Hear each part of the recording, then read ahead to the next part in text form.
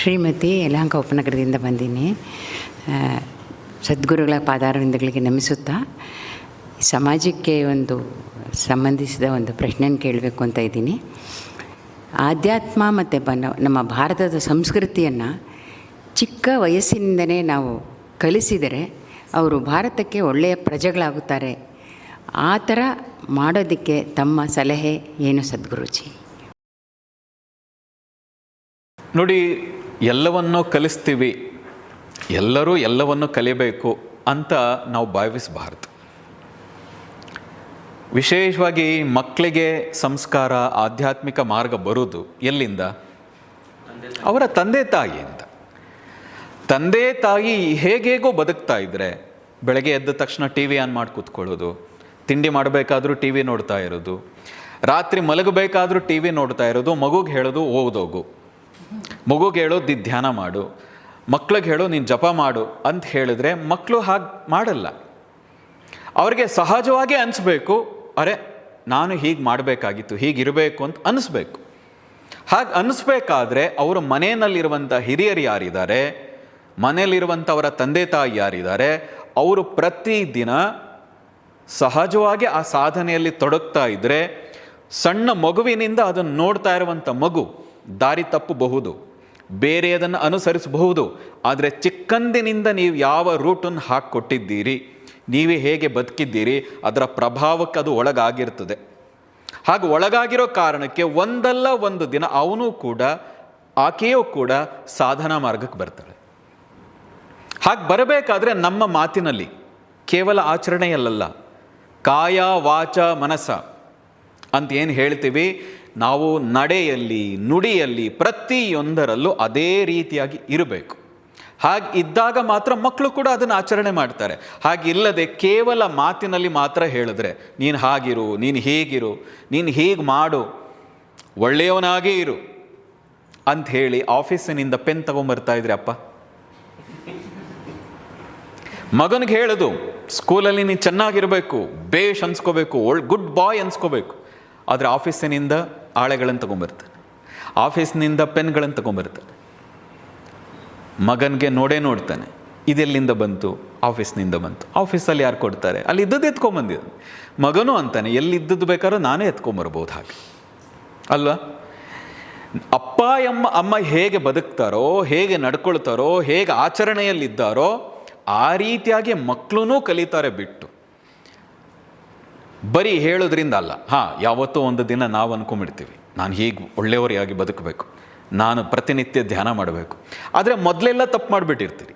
ಅದನ್ನು ನಿಮ್ಮ ಮಗು ನೋಡಿದೆ, ನಮ್ಮ ಅಪ್ಪ ಅಮ್ಮ ಈಗ ಬದಲಾದರು, ಆದರೆ ಮೊದಲೆಲ್ಲ ಹೆಂಗೆ ಮಾಡಿದ್ರು? ಅವಾಗೆಲ್ಲ ಎಂಜಾಯ್ ಮಾಡಿಬಿಟ್ಟು ಈಗ ವಯಸ್ಸಾದ್ಮೇಲೆ ನನಗೆ ಧ್ಯಾನ ಮಾಡು ಅಂತ ಹೇಳ್ತಾರೆ. ನಾನು ಎಂಜಾಯ್ ಮಾಡಬೇಕು. ಮೊದಲಿಂದನೂ ಅದನ್ನೆಲ್ಲವನ್ನೂ ನಮ್ಮ ಮಕ್ಕಳಿಗೆ ಗೊತ್ತಿಲ್ಲದೆ ಕಲಿಸೋಕ್ಕೆ ಶುರು ಮಾಡಿದರೆ, ಗೊತ್ತಿಲ್ಲದೆ ಕಲಿಸ್ಬೇಕು ಮಕ್ಕಳಿಗೆ. ಹೀಗೆ ಮಾಡು ಅಂತ ಡೈರೆಕ್ಟಾಗಿ ಹೇಳಿದ್ರೆ ಯಾವ ಮಕ್ಕಳೂ ಮಾಡಲ್ಲ, ಆಚರಣೆ ಮಾಡಲ್ಲ. ಹಾಗೆ ಗೊತ್ತಿಲ್ಲದೆ ಅವ್ರಿಗೆ ಆಚರಣೆಗೆ ಬರೋ ಹಾಗೆ ನಾವೇನಾದರೂ ನಡ್ಕೊಳ್ಳೋಕೆ ಆದರೆ ಖಂಡಿತವಾಗಿ ಅವರ ಜೀವನದಲ್ಲಿ ಆಧ್ಯಾತ್ಮ ಹಾಸುಹೊಕ್ಕಾಗ್ತದೆ. ಹಾಗೆ ಆದರೆ ನಿಜಕ್ಕೂ ಭಾರತ ಮತ್ತೆ ಇನ್ನೂ ಅದ್ಭುತವಾಗಿ ಮುಂದುವರಿಲಿಕ್ಕೆ ಸಾಧ್ಯ. ಹಾಗೆ ಇಲ್ಲದೇ ಇದ್ದರೆ, ಈಗ ರಸ್ತೆಯಲ್ಲೂ ಕಸ ಹಾಕ್ತೀವಿ, ಅಧ್ಯಾತ್ಮ ಇರಲಿರಿ, ಒಂದು ಸಾಮಾನ್ಯ ನಾಗರಿಕತೆಯ ಲಕ್ಷಣವೂ ಇವತ್ತಿನ ಕಾಲದಲ್ಲಿ ಕಾಣಿಸ್ತಾ ಇಲ್ಲ. ಭಾರತ ಮುಂದುವರಿಬೇಕು, ಭಾರತ ಶ್ರೀಮಂತವಾಗಬೇಕು, ನಮ್ಮ ರಸ್ತೆಯಲ್ಲಿ ಕಸ ಬಿದ್ದಿರಬೇಕು, ನಮ್ಮ ರಸ್ತೆಯಲ್ಲಿ ಎಲ್ಲಂದರಲ್ಲಿ ಹುಗಿಬೇಕು. ಹೀಗೆ ಇದ್ದು ಆಧ್ಯಾತ್ಮಿಕ ಉನ್ನತಿ ಎಲ್ಲಿ ಹೋಯಿತು? ಅದು ದೊಡ್ಡ ವಿಷಯ ಆಗೋಯ್ತು. ಈಗ ಸಾಧಾರಣವಾಗಿ ನಾವು ಪಾಲಿಸಬೇಕಾದದ್ದೇನು? ಒಬ್ಬ ಸಾಮಾನ್ಯ ನಾಗರಿಕನಾಗಿ ಇರೋದಾದರೂ ಹೇಗೆ? ಮಕ್ಳಿಗೆ ಅಟ್ಲೀಸ್ಟ್ ಒಂದು ಚಾಕ್ಲೇಟ್ ತಿಂದ ನಂತರ ಅದು ಎಲ್ಲೆಲ್ಲೋ ಬಿಸಾಕಬೇಡ, ಜೇಬ್ನಲ್ಲಿ ಇಟ್ಕೋ, ಅದನ್ನು ಡಸ್ಟ್ಬಿನ್ಗೆ ಹಾಕು. ನೀವು ಹಾಕಿದರೆ ಅವನು ನೋಡಿದರೆ ಅದು ಹಾಕ್ತಾನೆ, ಇಲ್ಲದೇ ಇದ್ದರೆ ಕಾರ್ ಗ್ಲಾಸ್ ಇಳಿಸಿ ಎಲ್ಲಿ ಬೇಕಲ್ಲಿ ಎಸಿತಾ ಹೋಗ್ತಾರೆ.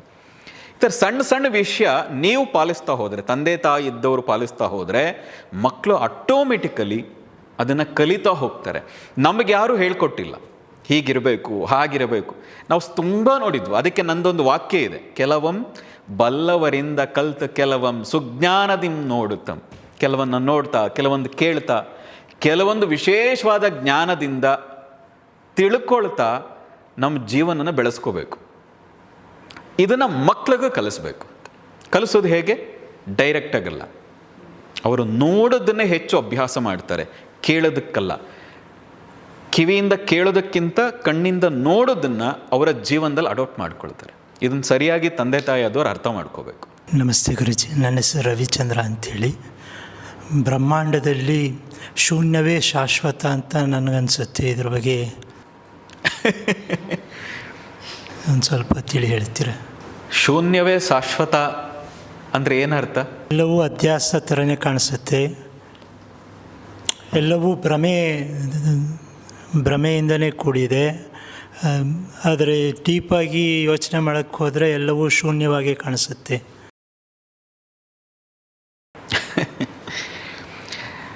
ವೇದಾಂತಗಳಲ್ಲಿ ಭಗವಂತನನ್ನು, ಪರಮಾತ್ಮನನ್ನು ಉದಾಹರಿಸಬೇಕಾದ್ರೆ ಓಂ ಪೂರ್ಣಮದ ಪೂರ್ಣಮಿದಂ ಪೂರ್ಣಾತ್ ಪೂರ್ಣಮುದಚ್ಯತೆ ಪೂರ್ಣಸ್ಯ ಪೂರ್ಣಮಾದಾಯ ಪೂರ್ಣಮೇವಾವಶಿಷ್ಯತೆ. ಒಂದು ರೀತಿಯಾಗಿ ಶೂನ್ಯವನ್ನು ಪರಮಾತ್ಮನಿಗೆ ಹೋಲಿಸ್ತಾರೆ. ಯಾಕೆ ಅಂತ ಹೇಳಿದರೆ, ನೀವೊಂದು 0ಯನ್ನು ಬರೆದ್ರೆ ಬರೆದಾದ ನಂತರ ಯಾರಿಗಾದರೂ ತೋರಿಸಿ ಇದು ಎಲ್ಲಿಂದ ಶುರು ಮಾಡಿರಬಹುದು ಅಂತ. ಈ ಶೂನ್ಯವನ್ನು ಬರಿಬೇಕಾದ್ರೆ ನಾನು ಎಲ್ಲಿಂದ ಶುರು ಮಾಡಿರಬಹುದು ಅಂತ ತೋರಿಸಿ, ಹೋಗಲಿ ಎಲ್ಲಿಂದ ಕೊನೆ ಆಯಿತು ಅಂತ ಹೇಳಿ. ಆ ಶೂನ್ಯ ಬರೆದಾದ ಮೇಲೆ ಯಾರು ಬಂದು ನೋಡಿದ್ರು ಎಲ್ಲಿಂದ ಶುರುವಾಯಿತು, ಎಲ್ಲಿ ಮುಕ್ತಾಯ ಆಯಿತು ಅಂತ ಗೊತ್ತಾಗಲ್ಲ. ಆ ಕಾರಣದಿಂದಾಗಿ ವೇದಾಂತಗಳಲ್ಲಿ ಪರಮಾತ್ಮನನ್ನು ಅದಕ್ಕೆ ಪೂರ್ಣತ್ವಕ್ಕೆ ಹೋಲಿಸ್ತಾರೆ, ಆ ಶೂನ್ಯಕ್ಕೆ ಹೋಲಿಸ್ತಾರೆ. ಹಾಗಾಗಿ ಪರಮಾತ್ಮನನ್ನು ಶೂನ್ಯಕ್ಕೆ ಹೋಲಿಸೋದ್ರಿಂದಾಗಿ ಬ್ರಹ್ಮಾಂಡವನ್ನು ಶೂನ್ಯ ರೂಪದಲ್ಲಿ ನೋಡಿದ್ರೆ ಏನು ತಪ್ಪಲ್ಲ. ಆದರೆ ಆ ಶೂನ್ಯವನ್ನು ನೋಡಿ ಎಲ್ಲವೂ ಶೂನ್ಯ, ನಾವು ಏನೂ ಅಲ್ಲ ಅನ್ನೋ ರೀತಿಯಾಗಿ ಅಹಂಕಾರ ಬರದೇ ಇರೋ ರೀತಿಗಾಗಿ ಶೂನ್ಯ ಒಳ್ಳೆಯದು. ನಿರಹಂಕಾರದ ರೂಪವಾಗಿ ಶೂನ್ಯ ಒಳ್ಳೆಯದು.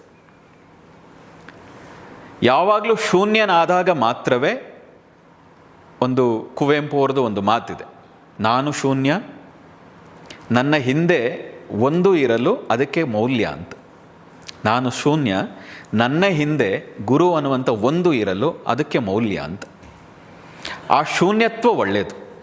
ಆದರೆ ನಿನ್ನ ಒಳಗಿರೋ ಶೂನ್ಯತ್ವ ಜಾಸ್ತಿ ಆಗಬೇಕಾಗಿರೋದ್ರಿಂದ ಬ್ರಹ್ಮಾಂಡಕ್ಕೆ ಅದನ್ನು ಆರೋಪ ಮಾಡಿ ನೀನು ಪಲಾಯನವಾದಿ ಆಗಬಾರ್ದಷ್ಟೆ. ಆ ದೃಷ್ಟಿಯಿಂದ ನಿನ್ನ ಒಳಗೆ ಶೂನ್ಯತ್ವ, ನಿನ್ನ ಒಳಗೆ ಆ ನಿರಂಕಾರ, ಈ ಶೂನ್ಯತ್ವ ಬಂದಾಗ ಮಾತ್ರ ನೀನು ಪರಿಪೂರ್ಣತ್ವಕ್ಕೆ ಹೋಗೋದಕ್ಕೆ ಸಾಧ್ಯ. ಆ ದೃಷ್ಟಿಯಿಂದ ನೀನು ಶೂನ್ಯವಾಗಿ ಏನಾದರೂ ನೋಡ್ತಾ ಇದ್ದರೆ, ನಿಜಕ್ಕೂ ನೋಡ್ತಾ ಇದ್ದರೆ ಅದು ತುಂಬ ಒಳ್ಳೆಯದು. ಮಾತಿಗಲ್ಲದೆ ನಿಜಕ್ಕೂ ಅಂತರಾಳದಿಂದ ಆ ಶೂನ್ಯತ್ವ ಬರೋದಿದ್ದರೆ ಅದು ಅತ್ಯಂತ ಅದ್ಭುತವಾದದ್ದು. ನಮಸ್ತೆ ಗುರುಜಿ, ನನ್ನ ಹೆಸರು ಸುನಿಲ್, ವಿಜಯನಗರದಿಂದ. ನನ್ನ ಪ್ರಶ್ನೆ ಅಹಂಕಾರದ ಬಗ್ಗೆ. ನಾನು ಮಾಡಿದೆ, ನನ್ನಿಂದ ಆಯಿತು, ಎಲ್ಲವೂ ನನ್ನಿಂದ ಅಂತ ಆ ಭಾವನೆಯಿಂದ ಹೊರಗಡೆ ಬರೋದು ಏಕೆ ಅಂತ. ಮಳೆ ಬರದೆ ನಾನೊಂದು ಬೀಜ ಹಾಕಿ ನಾನೇ ಅದಕ್ಕೆ ಬೆಳೆ 10 ಬೀಜ ಹಾಕಿದ್ರು, 1000 ಬೀಜ ಹಾಕಿದ್ರು, ಪ್ರತಿಯೊಂದು ಬೀಜವು ನಾನು ಹಾಕಿದ್ದೀನಿ, ಆ ಕಾರಣದಿಂದಾಗೆ ಅದು ಬರಬೇಕು ಅಂತ 1000 ಬೀಜವೂ ಬರಲಿಕ್ಕೆ ನಿನ್ನ ಕಡೆಯಿಂದ ಸಾಧ್ಯ ಆಗೋದಿದ್ರೆ ಆ ಅಹಂಕಾರ ಬರೋದು ಒಳ್ಳೆ. ಆದರೆ ನಾವು ಏನು ಮಾಡ್ತಾ ಇದ್ದೀವಿ, ನಾನು ಅಹಂಕಾರದಿಂದ ಏನೇನು ಮಾಡ್ತೀವೋ ಆ ಅಹಂಕಾರದಿಂದವೇ ಮತ್ತೆ ನಾವು ದುಃಖಕ್ಕೆ ಈಡಾಗ್ತೀವಿ. ನನ್ನಿಂದಾಗಿ, ನನ್ನ ಕಾರಣದಿಂದಾಗಿ, ನಾನು ಮಾಡ್ತಾ ಇರೋದರಿಂದಾಗಿ ಅನ್ನೋ ಅಹಂಕಾರದ ಕಾರಣಕ್ಕೆ ಕರ್ಮವೂ ಅಂಟುತ್ತಾ ಇದೆ. ಯಾವಾಗ ನೀನು ಆಧ್ಯಾತ್ಮಿಕದಲ್ಲಿ ಹೆಚ್ಚು ತೊಡಗ್ತಾ ಹೋಗ್ತೀಯೋ, ಆ ಆಧ್ಯಾತ್ಮದಲ್ಲಿ ತೊಡಗ್ತಾ ಹೋದಾಗ ನಾನು ಅಂದರೆ ಯಾರು, ನಿಜವಾದ ಅಹಂ ಅಂದರೆ ಯಾರು ಅನ್ನೋದು ಅರ್ಥ ಆಗ್ತದೆ. ಆ ಅಹಂಕಾರ ಯಾವಾಗ ನಾನು ಯಾರು ಅನ್ನೋದು ಅರ್ಥ ಆಗ್ತದೆ, ಆಗ ನಿಜವಾದ ಅಹಂಕಾರ ಬಿದ್ದು ಹೋಗ್ತದೆ. ಯಾರು ನಿರಂತರವಾಗಿ ಆ ಸಾಧನೆಯಲ್ಲಿ ತೊಡಗ್ತಾರೋ, ಆಧ್ಯಾತ್ಮಿಕ ಪಥದಲ್ಲಿ ನಡೀತಾರೋ, ಆಗ ಅಹಂಕಾರ ಬಿದ್ದು ಹೋಗ್ತದೆ.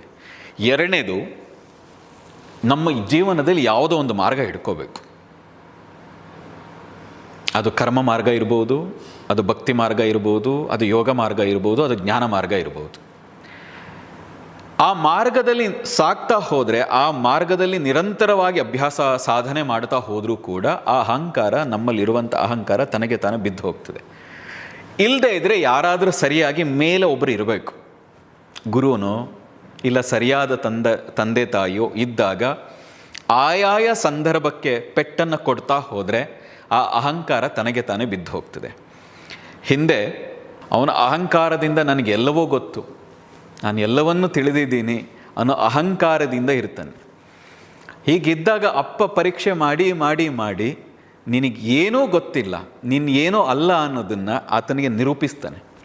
ಅದಾದಮೇಲೆ ಅಪ್ಪನಿಗೆ ನಮಸ್ಕಾರ ಮಾಡಲ್ಲ ಶ್ವೇತಕೇತು. ಉದ್ದಾಲಕನಿಗೆ ಗುರುಕುಲದಿಂದ ಬಂದ ಮೇಲೆ ಮಾಡೋದಿಲ್ಲ, ಯಾಕೆಂದ್ರೆ ನಿನಗಿಂತ ಚೆನ್ನಾಗಿ ನನಗೆ ಗೊತ್ತಿತ್ತು ಅಂಥ ಮೇಧಾವಿ ನಾನು, ನೀನು ಏನೂ ಅಲ್ಲ, ಮನೇಲಿ ಕೂತವನು ನಿನಗೇನು ವಿದ್ಯೆ ಕಲ್ತಿಲ್ಲ ಅಂತ.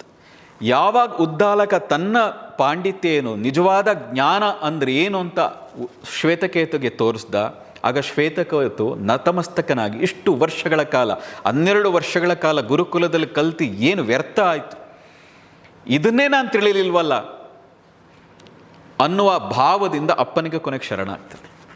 ಹಾಗೆ ನಿಜವಾಗಿ ಜ್ಞಾನದ ದರ್ಶನ ಆದಾಗ, ನಿಜವಾಗಿ ಜ್ಞಾನ ಮಾರ್ಗಕ್ಕೆ ಬಂದಾಗ, ಆ ನಾಲೆಡ್ಜ್ ಸಿಕ್ಕಿದಾಗ ಅಹಂಕಾರ ಅನ್ನೋದು ಬಿದ್ದು ಹೋಗ್ತದೆ. ಎಲ್ಲರೂ ಗಂಭೀರ ಆಗ್ತಾ ಇದ್ದೀರಿ ಈಗ ನೀವುಗಳು. ಜೈ ಶ್ರೀ ಸದ್ಗುರೂಜಿ, ಜೈ ಶ್ರೀರಾಮ್. ನನ್ನ ಹೆಸರು ಸಂಜೀವ್ ವೈದ್ಯ ಅಂತ, ನಾನು ಆರ್ ಆರ್ ನಗರದಿಂದ ಬಂದಿದ್ದೀನಿ ಗುರುಜಿ. ಮೊದಲನೆಯ ಪ್ರಶ್ನೆ,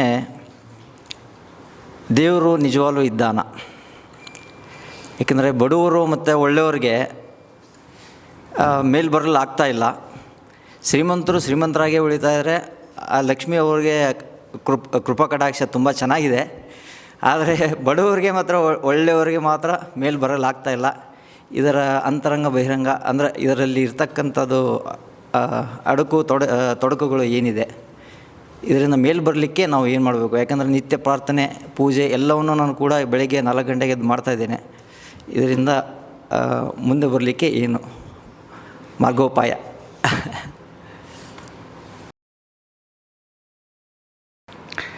ಯಾವುದೇ ತಂದೆ ತಾಯಿ ತನ್ನ ಮಕ್ಕಳು ಎಲ್ಲರೂ ಕೂಡ ಕಷ್ಟಪಡಲಿ ಅಂತ ಭಾವಿಸಲ್ಲ. 10 ಮಕ್ಕಳು ಏನಾದರೂ ಅವ್ರಿಗಿದ್ದರೆ 10 ಮಕ್ಕಳು ಕೂಡ ಚೆನ್ನಾಗಿ ಬದುಕಬೇಕು, ಚೆನ್ನಾಗಿ ಜೀವನವನ್ನು ನಡೆಸಬೇಕು ಅಂತಲೇ ಪ್ರತಿಯೊಬ್ಬ ತಂದೆ ತಾಯಿ ಬಯಸ್ತಾರೆ. ಆದರೆ ಅವರ ಮಕ್ಕಳು ಆಗಬೇಕು ಅಂತ, ಆ ಸಾಮರ್ಥ್ಯ ಗಳಿಸಬೇಕು ಅಂತ ಅವ್ರ ಕೈಲಿ ಏನೆಲ್ಲ ಸಾಧ್ಯ, ಶಿಕ್ಷಣ ಕೊಡೋದಿರ್ಬೋದು, ಜ್ಞಾನ ಕೊಡೋದಿರ್ಬೋದು, ಅವರಿಗೆ ಒಂದು ಒಳ್ಳೆಯ ಕೆಲಸ ಕೊಡಿಸುವವರೆಗೂ ಕೂಡ ಆ ತಂದೆ ತಾಯಿಯಂದಿರು ಕೆಲಸ ಮಾಡ್ತಾರೆ.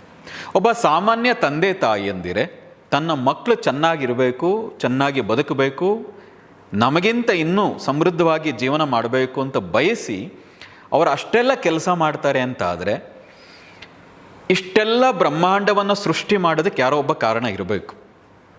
ತನಗೆ ತಾನೇ ಅಂತೂ ಅದು ಸೃಷ್ಟಿ ಆಗೋಕ್ಕೆ ಸಾಧ್ಯ ಇಲ್ಲ. ಆ ಸೃಷ್ಟಿ ಆಗಬೇಕಾದ್ರೆ ಇದರಿಂದ ಯಾವುದೋ ಒಂದು ಶಕ್ತಿ, ಯಾವುದೋ ಒಂದು ವಿಶೇಷವಾದಂತಹ ಚೈತನ್ಯ ಕೆಲಸ ಮಾಡ್ತಾ ಇರಬೇಕು.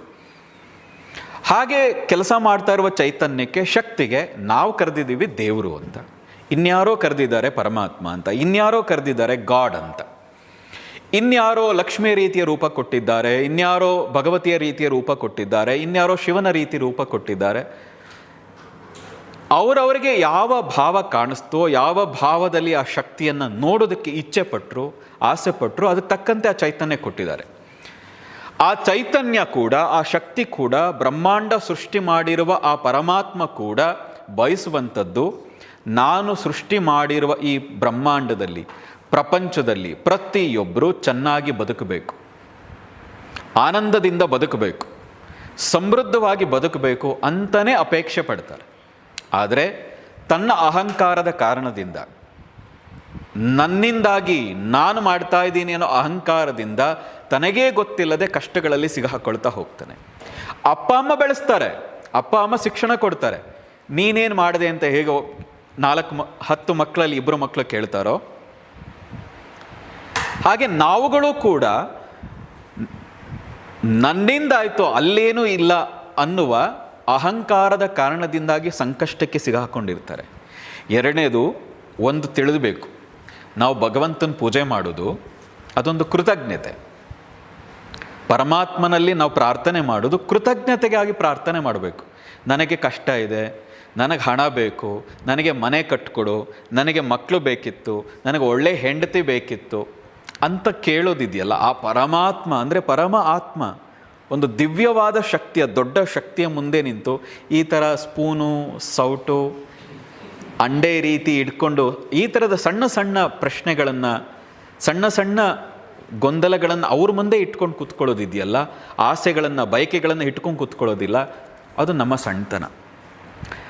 ತಂದೆ ತಾಯಿ ಒಳ್ಳೆ ಶಿಕ್ಷಣ ಕೊಟ್ಟಿದ್ದಾರೆ, ಒಳ್ಳೆ ಜ್ಞಾನ ಕೊಟ್ಟಿದ್ದಾರೆ, ಅದನ್ನು ಇಟ್ಕೊಂಡು ನಾವು ನಮ್ಮ ಸಾಮರ್ಥ್ಯನ ಹೆಚ್ಚು ಮಾಡಿ ಅದನ್ನು ಗಳಿಸಬೇಕು. ಹಾಗೆ ಗಳಿಸೋದನ್ನು ಬಿಟ್ಟು ಭಗವಂತ ಹಣ ಕೊಡಲಿ, ಭಗವಂತ ಮನೆ ಕೊಡಲಿ, ಭಗವಂತ ಒಳ್ಳೆ ಹೆಂಡತಿ ಕೊಡಲಿ, ಭಗವಂತ ಒಳ್ಳೆ ಮಕ್ಕಳು ಕೊಡಲಿ ಅಂತ ಕಾಯ್ತಾ ಕೂತ್ಕೊಳ್ಳೋದು, ಪರಮಾತ್ಮ ಹೇಗೆ ಅಪ್ಪ ಅಮ್ಮಂದಿರು ಮಕ್ಕಳು ಬೆಳೆದ ನಂತರ ನಮ್ಮ ಮೇಲೆ ಅವಲಂಬಿತರಾಗಬಾರ್ದು, ಸ್ವತಂತ್ರವಾಗಿ ಅವ್ರ ಕಾಲ ಮೇಲೆ ನಿಂತು ಜೀವನ ಮಾಡಬೇಕು ಅಂತ ಬಯಸ್ತಾರೋ, ಹಾಗೆ ಪರಮಾತ್ಮ ಕೂಡ ನಾನು ನಿನಗೆ ಈ ಜೀವನ ಕೊಟ್ಟಿದ್ದೀನಿ, ನಾನು ನಿನಗೆ ಇಷ್ಟೆಲ್ಲವನ್ನು ಸೃಷ್ಟಿ ಮಾಡಿಕೊಟ್ಟಿದ್ದೀನಿ, ಇದೆಲ್ಲವನ್ನು ಬಳಸ್ಕೊಂಡು ನೀನು ಮೇಲೆ ಬಾ, ನನಗಿಲ್ಲಿ ಯಾವ ತಾರತಮ್ಯ ಇಲ್ಲ, ನನಗೆ ಅಮೇರಿಕಾ ಭಾರತ ಅನ್ನೋ ತಾರತಮ್ಯ ಇಲ್ಲ, ನಾನು ನಿನಗೆ ಎಲ್ಲವನ್ನೂ ಕೊಟ್ಟಿದ್ದೀನಿ, ಬ್ರಹ್ಮಾಂಡದಲ್ಲಿ ಈ ಭೂಮಿ ಮೇಲೆ ಎಲ್ಲವನ್ನೂ ಸೃಷ್ಟಿ ಮಾಡಿದ್ದೀನಿ, ಅವನು ಉಪಯೋಗಿಸ್ಕೊಳ್ಬಹುದಾಗಿದ್ದರೆ ನಿನಗೇನು ಬಂದಿದೆ? ಅವನಿಗೂ 24 ಗಂಟೆ ಕೊಟ್ಟಿದ್ದೀನಿ. ಒಬ್ಬ ಅತ್ಯಂತ ಯಶಸ್ವಿ ಉದ್ದಿಮೆದಾರ, ಕೋಟಿಗಟ್ಟಲೆ ದುಡಿತಾ ಇರೋ ಉದ್ದಿಮೆದಾರನಿಗೂ ಅದೇ ಜೀವನ ಕೊಟ್ಟಿದ್ದೀನಿ, ಅಷ್ಟೇ ಸಮಯ ಕೊಟ್ಟಿದ್ದೀನಿ, ನಿನಗೂ ಅಷ್ಟೇ ಸಮಯ ಕೊಟ್ಟಿದ್ದೀನಿ. ನೀನು ಅವನು ಬಳಸ್ಕೊಳ್ಬಹುದಾಗಿದ್ದರೆ ನಿನಗೆ ಯಾಕೆ ಬಳಸ್ಕೊಳಕ್ಕಾಗ್ತಾ ಇಲ್ಲ? ಅದರ ಅರ್ಥ ನಿನ್ನ ಮನಸ್ಸಿನ ಸಾಮರ್ಥ್ಯ, ನಿನ್ನದ ದೇಹದ ಸಾಮರ್ಥ್ಯ ನಿನಗೆ ಅರಿವಾಗಿಲ್ಲ, ಅದನ್ನು ಬಳಸ್ಕೊಳ್ಳೋದು ಗೊತ್ತಿಲ್ಲ. ಹಾಗಾಗಿ ಯಾವಾಗಲೂ ಧನಾತ್ಮಕವಾಗಿ ಯೋಚನೆ ಮಾಡ್ತಾ ನನ್ನಲ್ಲಿ ಶರಣಾಗಿ ನಿನ್ನ ಕಾರ್ಯದಲ್ಲಿ ಪೂರ್ಣ ಮನಸ್ಸಿಟ್ಟು ಕೆಲಸ ಮಾಡು. ಆಗ ಯಶಸ್ಸು, ಹಣ ಮತ್ತೊಂದು ಬರ್ತದೆ. ಆದರೆ ಕೇವಲ ಹಣಕ್ಕಾಗಿ ಭಗವಂತನ ಪ್ರಾರ್ಥನೆ ಮಾಡೋದಿದ್ದರೆ ಭಗವಂತ ವ್ಯಾಪಾರಸ್ಥ ಅಲ್ಲ. ಕೇವಲ ಮನೆ ಕಟ್ಕೊಡು ಅಂತ ಭಗವಂತನ ಪ್ರಾರ್ಥನೆ ಮಾಡು ಅಂದರೆ ಅವನು ಮೇಸ್ತ್ರಿ ಅಲ್ಲ. ಇದೆಲ್ಲವನ್ನು ದಾಟದವನು ಅವನು ಪರಿಪೂರ್ಣ. ಅವನಲ್ಲಿ ಏನು ಕೇಳಬೇಕು? ಇಷ್ಟು ಶಕ್ತಿ ಸಾಮರ್ಥ್ಯವನ್ನು ಕೊಟ್ಟಿದ್ದೀಯೇ, ನಾನು ಬಳಸ್ಕೊಳ್ತಾ ಇದ್ದೀನಿ, ಅದಕ್ಕೆ ನಿನ್ನ ಆಶೀರ್ವಾದ, ನಿನ್ನ ಕೃಪೆ ಪೂರ್ತಿ ನನ್ನ ಮೇಲೆ ಇರಲಿ ಅಂತ ಶರಣಾಗೋ. ಅದನ್ನು ಬಿಟ್ಟು ಐಶ್ವರ್ಯ ಕೊಡು, ಮನೆ ಕೊಡು, ಹೆಂಡತಿ ಕೊಡು, ವ್ಯಾಪಾರಸ್ಥನಾಗಿ ಭಗವಂತನ ಮಾಡಬಾರ್ದು. ಎಲ್ಲವನ್ನು ಆಲ್ರೆಡಿ ಕೊಟ್ಟಿದ್ದಾನೆ, ಅದನ್ನು ಬಳಸ್ಕೊಳ್ಳೋ ಬುದ್ಧಿನೂ ಕೊಟ್ಟಿದ್ದಾನೆ. ಆ ಬುದ್ಧಿಯನ್ನು ಬಳಸ್ಕೊಳ್ಳೋದಕ್ಕೆ ನಿನಗೆ ಮನಸ್ಸು ಬೇಕೀಗಷ್ಟೆ. ಹಾಗಿದ್ದರೆ ಈ ಜಗತ್ತಿನಲ್ಲಿ ಯಾವ ತಾರತಮ್ಯವೂ ಇರಲ್ಲ. 10 ಜನರ ಬಳಿ ದುಡ್ಡಿದೆ ಅಂದರೆ ಅನ್ನನ್ನೇ ಅವನ ಬಳಿ ಯಾಕೆ ದುಡ್ಡಿಲ್ಲ? ಯಾಕೆ? ಅವನಲ್ಲೇನೋ ಕೊರತೆ ಇದೆ. ನಾವು ಕೇಳ್ಕೋಬೇಕಾಗಿದ್ದೇನು, ಅಲ್ಲಿ ಎಲ್ಲರಿಗೂ ಸಿಗ್ತಾ ಇದೆ ಅಂತ ಆದರೆ ನನಗೆ ಸಿಗ್ತಾ ಇಲ್ಲ ಅಂದರೆ ನನ್ನಲ್ಲೇನು ಕೊರತೆ? ಆದರೆ ನಾವೇನು ಮಾಡ್ತೀವಿ? ಭಗವಂತನೇ ಸರಿ ಇಲ್ಲ. ಗುರುಗಳ ಹತ್ರಕ್ಕೆ ಬಂದಾಗ ಇವರೆಲ್ಲ ಚೆನ್ನಾಗಿದ್ದಾರೆ, ನನಗೆ ಆಗ್ತಾ ಇಲ್ಲ, ಸಾಧನೆಯಲ್ಲಿ ಮುಂದುವರಿತಾ ಇಲ್ಲ ನಾನು ಅಂದರೆ ಗುರುಗಳು ಸರಿ ಇಲ್ಲ. ಡೈರೆಕ್ಟ್ ನಮಗೆ ಪ್ರಶ್ನೆ ಕೇಳ್ಕೊಳ್ಳಲ್ಲ. ಅಲ್ಲ, ಅವರಿಗೆಲ್ಲ ಎಕ್ಸ್ಪೀರಿಯನ್ಸ್ ಆಗ್ತಾ ಇದೆ ಅಂದರೆ ನನಗಾಗ್ತಾ ಇಲ್ಲ ಅಂದರೆ ನಾನು ಸರಿ ಮಾಡ್ಕೊಳ್ಬೇಕಾದದ್ದೇನು? ನಾನು ಸರಿ ಮಾಡ್ಕೊಳ್ಳೋದೇನಿತ್ತು ಆ ಪ್ರಶ್ನೆ ಕೇಳಲ್ಲ. ನಾವು ಪಲಾಯನವಾದ ಮಾಡಿಬಿಡ್ತೀವಿ. ನಾವೇನು ಕೇಳ್ತೀವಿ? ಗುರುಗಳೇ ನೀವು ಹೇಳ್ಕೊಟ್ಟಿದ್ದೇ ಸರಿ ಇಲ್ಲ, ಭಗವಂತ ನೀನು ಸೃಷ್ಟಿ ಮಾಡಿರೋದೇ ಸರಿ ಇಲ್ಲ, ಎಲ್ಲವೂ ಸರಿ ಇದೆ, ಅವರಿಗೆಲ್ಲ ಸರಿ ಇದೆ, ಆದರೆ ನನಗೆ ಸರಿ ಇಲ್ಲ. ಇದು ಪಲಾಯನವಾದ. ಗುರು ಎಲ್ರಿಗೂ ಹೇಗೆ ಕೊಡ್ತಾನೋ ಪ್ರತಿಯೊಬ್ಬರಿಗೂ ಅದನ್ನೇ ಕೊಟ್ಟಿರ್ತಾನೆ. ಪರಮಾತ್ಮ ಪ್ರತಿಯೊಬ್ಬರಿಗೂ ಏನೇನು ಸಿಗಬೇಕು ಅಂತಿದೆ ಆಲ್ರೆಡಿ ಸೃಷ್ಟಿ ಮಾಡಿದ್ದಾನೆ, ಎಲ್ಲವನ್ನು ಕೊಟ್ಟಿದ್ದಾನೆ. ಯಾರ್ಯಾರ ಸಾಮರ್ಥ್ಯ, ಯಾರ್ಯಾರ ಮನಸ್ಸು ಹೇಗಿದೆಯೋ ಅದಕ್ಕೆ ತಕ್ಕಂತೆ ಅದನ್ನು ಗ್ರಹಿಸಬಹುದು. ನಿಮ್ಮ ಸಾಮರ್ಥ್ಯ ಹೆಚ್ಚು ಮಾಡ್ಕೊಳ್ಳಿ, ನಿಮ್ಮ ಮನಸ್ಥಿತಿಯನ್ನು ಚೇಂಜ್ ಮಾಡಿಕೊಂಡ್ರೆ ಹಣವೂ ಬರ್ತದೆ, ಮನೆಯೂ ಬರ್ತದೆ, ಸಮೃದ್ಧವಾದ ಜೀವನವೂ ಆಗ್ತದೆ.